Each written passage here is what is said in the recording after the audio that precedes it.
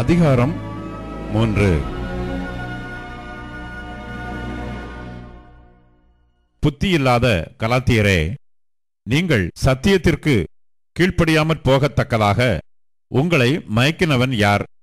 இயேசு கிறிஸ்து சிலுவையில் அறையப்பட்டவராக உங்கள் கண்களுக்கு முன் பிரத்யட்சமாய் உங்களுக்குள்ளே வெளிப்படுத்தப்பட்டிருந்தாரே. ஒன்றை மாத்திரம் உங்களிடத்தில் அறிய விரும்புகிறேன்.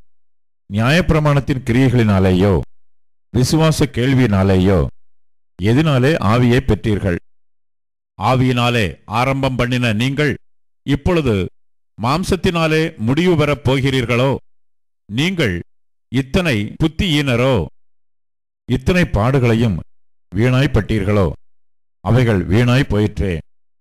அன்றியும் உங்களுக்கு ஆவியை அளித்து உங்களுக்குள்ளே அற்புதங்களை நடப்பிக்கிறவர் அதை நியாயப்பிரமாணத்தின் கிரியைகளினாலேயோ விசுவாச கேள்வியினாலேயோ எதனாலே செய்கிறார்?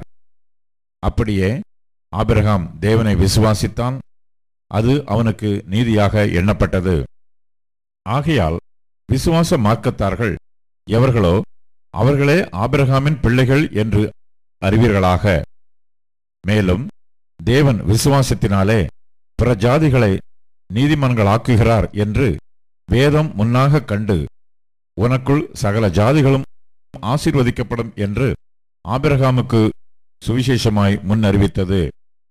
அந்தப்படி விசுவாச மார்க்கத்தார் விசுவாசமுள்ள ஆபிரகாமுடனே ஆசீர்வதிக்கப்படுகிறார்கள். நியாயப்பிரமாணத்தின் கிரியைக்காரராகிய யாவரும் சாபத்திற்கு உட்பட்டிருக்கிறார்கள். நியாயப்பிரமாண புஸ்தகத்தில் எழுதப்பட்டவைகளை எல்லாம் செய்யத்தக்கதாக அவைகளில் நிலைத்திராதவன் எவனோ அவன் சபிக்கப்பட்டவன் என்று எழுதியிருக்கிறதே. நியாயப்பிரமாணத்தினாலே ஒருவனும் தேவனிடத்தில் நீதிமான் ஆகிறதில்லை என்பது வெளியரங்கமாயிருக்கிறது. ஏனெனில் விசுவாசத்தினாலே நீதிமான் பிழைப்பான் என்று எழுதியிருக்கிறதே. நியாயப்பிரமாணமோ விசுவாசத்திற்குரியதல்ல, அவைகளை செய்கிற மனுஷனே அவைகளால் பிழைப்பான். மரத்திலே தூக்கப்பட்ட எவனும் சபிக்கப்பட்டவன் என்று எழுதியிருக்கிறபடி கிறிஸ்து நமக்காக சாபமாகி நியாயப்பிரமாணத்தின் சாபத்திற்கு நம்மை நீங்களாக்கி மீட்டுக்கொண்டார். ஆபிரகாமுக்கு உண்டான ஆசீர்வாதம் கிறிஸ்து இயேசுவினால் பிரஜாதிகளுக்கு வரும்படியாகவும், ஆவியை குறித்து சொல்லப்பட்ட வாக்குத்தத்தத்தை நாம் விசுவாசத்தினாலே பெறும்படியாகவும் இப்படி ஆயிற்று.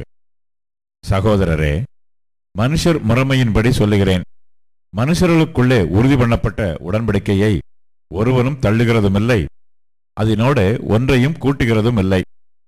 ஆபிரகாமுக்கும் அவனுடைய சந்ததிக்கும் வாக்குத்தத்தங்கள் பண்ணப்பட்டன. சந்ததிகளுக்கு என்று அநேகரை குறித்து சொல்லாமல் உன் சந்ததிக்கு என்று ஒருவனை குறித்து சொல்லியிருக்கிறார். அந்த சந்ததி கிறிஸ்துவே. ஆதலால் நான் சொல்லுகிறது என்னவெனில், கிறிஸ்துவை முன்னிட்டு தேவனால் முன் உறுதி பண்ணப்பட்ட உடன்படிக்கையை 430 வருஷத்திற்கு பின்பு உண்டான நியாயப்பிரமாணமானது தள்ளி வாக்குத்தத்தத்தை வியர்த்தமாக்க மாட்டாது. அன்றியும் சுதந்திரமானது நியாயப்பிரமாணத்தினாலே உண்டானால் அது வாக்குத்தத்தத்தினாலே உண்டாயிராது. தேவன் அதை ஆபிரகாமுக்கு வாக்குத்தத்தத்தினாலே அருளிச் செய்தாரே. அப்படியானால் நியாயப்பிரமாணத்தின் நோக்கம் என்ன? வாக்குத்தத்தத்தை பெற்ற சந்ததி வருமளவும் அது அக்கிரமங்களின் நிமித்தமாக கூட்டப்பட்டு தேவதூதரை கொண்டு மத்தியஸ்தன் கையிலே கட்டளையிடப்பட்டது. மத்தியஸ்தன் ஒருவனுக்குரியவன் அல்ல, தேவனோ ஒருவர். அப்படியானால் நியாயப்பிரமாணம் தேவனுடைய வாக்குத்தத்தங்களுக்கு விரோதமா? அல்லவே. உயிரை கொடுக்கத்தக்க நியாயப்பிரமாணம் அருளப்பட்டிருந்ததானால் நீதியானது நியாயப்பிரமாணத்தினால் உண்டாயிருக்குமே. அப்படி இராதபடியால் இயேசு கிறிஸ்துவை பற்றும் விசுவாசத்தினாலே பலிக்கிற வாக்குத்தத்தம் விசுவாசம் உள்ளவர்களுக்கு அளிக்கப்படும்படி வேதம் எல்லாரையும் ஏகமாய் பாவத்தின் கீழ் அடைத்து போட்டது. ஆதலால் விசுவாசம் வருகிறதற்கு முன்னே வெளிப்படப் போகிற விசுவாசத்திற்கு ஏதுவாக நாம் அடைக்கப்பட்டவர்களாய் நியாயப்பிரமாணத்தின் கீழ் காவல் பண்ணப்பட்டிருந்தோம். இவ்விதமாக நாம் விசுவாசத்தினாலே நீதிமான்கள் ஆக்கப்படுவதற்கு நியாயப்பிரமாணம் நம்மை கிறிஸ்துவனிடத்தில் வழிநடத்துகிற உபாத்தியாய் இருந்தது. விசுவாசம் வந்த பின்பு நாம் உபாத்திக்கு கீழானவர்கள் அல்லவே.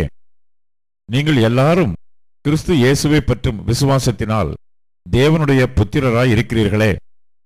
ஏனெனில் உங்களில் கிறிஸ்துவுக்குள்ளாக ஞானஸ்நானம் பெற்றவர்கள் எத்தனை பேரோ அத்தனை பேரும் கிறிஸ்துவை தரித்துக் கொண்டீர்களே. யூதன் என்றும் கிரேக்கன் என்றும் இல்லை, அடிமை என்றும் சுயாதீனன் என்றும் இல்லை, ஆண் என்றும் பெண் என்றும் இல்லை. நீங்கள் எல்லாரும் கிறிஸ்து இயேசுவுக்குள் ஒன்றாய் இருக்கிறீர்கள். நீங்கள் கிறிஸ்துவனுடையவர்களானால் ஆபிரகாமின் சந்ததியாராயும் வாக்குத்தத்தத்தின்படியே சுதந்திரராயும் இருக்கிறீர்கள்.